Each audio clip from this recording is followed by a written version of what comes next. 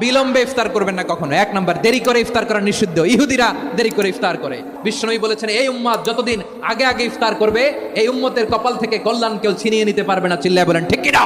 আজানের জন্য বসে থাকবেন না, সময় দেখবেন। স্থানীয় সময় যখন সূর্যাস্ত হওয়া মাত্রই বিসমিল্লাহ, খেজুর খেয়ে ফেলবো।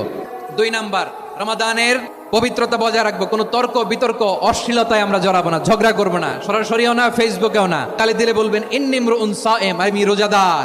ব্যাড হ্যাবিট থাকলে রমাদানে এটা ছাড়ার মহা সুযোগ। স্মোকিং এর অভ্যাস আছে অনেকের, ঠিক না? করবেন না কেউ। যদি কারো থাকে, কে করে হাত তোলালাম না আমি। এই রমাদানে এই স্মোকিং হ্যাবিট থেকে আমরা বেরিয়ে আসবো, ঠিক কিনা বলেন? 3 নাম্বার, আমরা মিথ্যা বলবো না। বিশ্বনবী বলেন, মানলাম ইয়াদা কাওলা যুরি ওয়াল আমালা বিহি ফালাইসা লিল্লাহি হাজাতুন ফি আইয়াদা তাআমাহু ওয়া শারাবা। যে রমজানে মিথ্যা কথা, মিথ্যা কাজ, মিথ্যা সাক্ষী ছাড়তে পারে নাই, তার না খেয়ে থাকা, উপবাস থাকা দিয়ে আল্লাহর কিছু যায় আসে না।